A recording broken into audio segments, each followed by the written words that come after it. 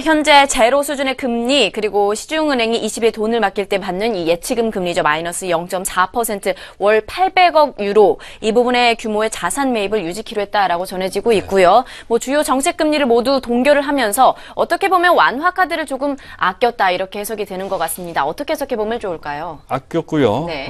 그리고 더군다나 시장을 좀 달래는 약간 불안한 그런 움직임도 좀 있었거든요. 그런 불확실성도 어느 정도 다지고, 그리고 추가적인 부양책을 내놓을 수 있다라는 희망 메시지까지 전달하면서 지수 또는 시장 우호적인, 시장 친화적인 그러한 제스처를 좀 했다는 건데요.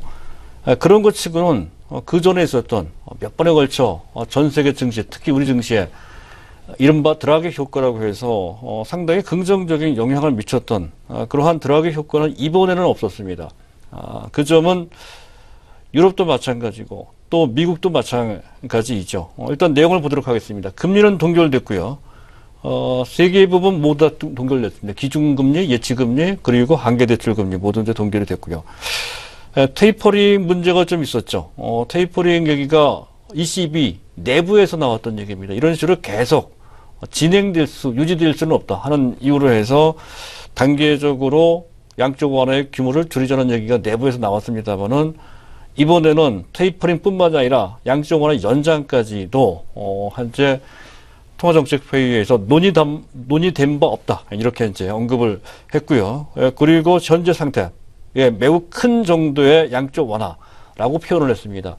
현재 상태 양쪽 완화를 뜻하는 것이죠. 매월 800억 유로, 한화로 따지면 100조 원입니다. 100조 원 정도를 매월 자산 매입하는 방식을 뜻하는 것이죠. 이 규모의 주력을 하겠다. 현재 양적 완화 스탠스를 계속 유지하겠다는 뜻을 에둘러서 비교적 강하게 표현을 좀 했다고 할 수 있겠고요. 그리고 또 필요하면 모든 수단을 강구하겠다는 언급까지 해서 시장에 대한 안정감을 부여하는 노력을 좀 했다는 것이죠. 그리고 더 나아가서 지금 당장은 아니지만 12월 8일 금년 마지막 통화정책회의에서 양쪽 완화와 관련된 향방 추가적으로 그 기간을 연장하든 또 부양책을 확대를 하든 그와 관련된 향방을 제시하겠다. 이런 언급을 했습니다. 이런 내용을 보면 전반적으로 온건하지만 비둘기 파적인 그러한 스탠스라고 분명히 볼 수가 있다는 것이죠. 그럼에도 불구하고 현재 12월 달로 약간 미룬 듯한 인상이 좀 있다는 건데 혹시 미국의 금리 인상을 앞둔 상태에서는 현재 그 어떤 나라도 우리나라도 마찬가지입니다. 당장 어떻게 지금 금리를 올리든 내리든 정하기가 좀 어렵죠. 해서 미국 금리 인상까지 시장 상황을 또는 경제 지표를 좀 볼 필요가 있다는 뜻으로 해석이 됩니다. 시장 반응을 좀 볼 필요가 있다는 건데요. 비교적 긍정적인 그런 결과가 나오긴 했습니다만 유럽 증시가 급등한 것은 아니죠. 현재 닥스 지수가 독일 지수입니다. 0.5% 정도. 유로화 가치는 오히려 떨어졌어요. 0.4% 정도 내려가긴 내려가는데 큰 폭으로 내려가지는 않았습니다. 이것이 대형 호재라고 한다면 1% 넘게 떨어졌어야 된다는 건데 그렇지는 않았습니다.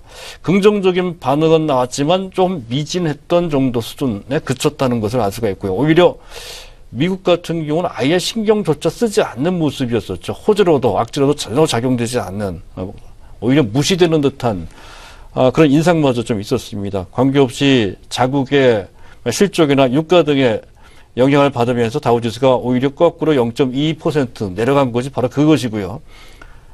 전반적인 분위기 또한 오늘 시장에도 아시아 증시까지 이제 그러한 모습이 그러한 분위기가 현재 연결되는 것으로 파악됩니다. 이런 모습은 지난 3월 10일입니다. 정확하게 7개월 전이죠.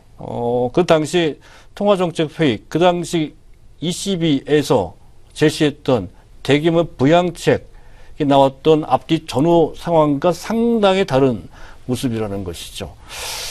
그 당시 한 3월 10일 날 현재 ECB 통화정책 회의할 때 대규모의 파격적인 조치를 한 것을 기억하실 겁니다. 당시 3대 금리, 기준금리, 예치금리, 한계대출금리 모두 내렸고요. 또 추가적인 양적 600억 유로에서 800억 유로로 그 규모를 늘렸고요. 더 나아가서 TLTRO를 다시 시행하는 쪽으로 해서 되게 파격적인 그런 양쪽 완화를 한 것이 얼마나 강력했냐 하면 당시 분위기가 좋았던 것을 너무 강하게 했다는 것을 이유로 해서 뭔가 좀 불안한 것이 아니냐 하며 그 당시 오히려 그 파격적인 대책에도 불구하고 유로화 가치를 급등을 했습니다. 시장이 불안하면 안전자산의 대명사인 유로 가치는 올라간다는 거죠. 1.84%는 올라갔고요. 독일 지수도 독일 닥스 지수가 그날 하루 무려 2.3%나 폭락을 하는 기현상이 있었다는 건데 하지만 전반적인 흐름은 그 전달 현재 ECB의 대규모의 양쪽 완화 추가 부양책 기대감 때문에 이미 2월 달부터 아주 강한 랠리가 나왔다는 거죠. 그 랠리가 그날 하루 빠졌다가 다시 5월 달, 6월 달까지 연결됐다는 것을 기억할 필요가 있고요. 우리나라 시장과 상당히 밀접한 관련이 있습니다. 그 당시 1월 달에 약 3조 원 정도를 매도했던 외국인들이 바로 ECB의 통화정책 회의 기대감 때문에 외국인들이 순매수하기 시작했던 시점이 바로 2월 달입니다. 2월 달부터 해서 3월 달 거쳐 5월 달 해서 최근 9월 달까지 연속해서 7개월, 8개월 동안 매수했던 모멘텀이 됐던 것이 바로 3월 10일 날 있었던 통화정책 회의였다는 것이고 지금도 외국인들의 순매수 기준은 아직까지 이어지고 있는 것이다 하는 점에서 본다면 여전히 3월 10일 날 ECB의 통화정책 회의의 영향을 좀 받고 있는 것이다. 이렇게 볼 수 있는데요.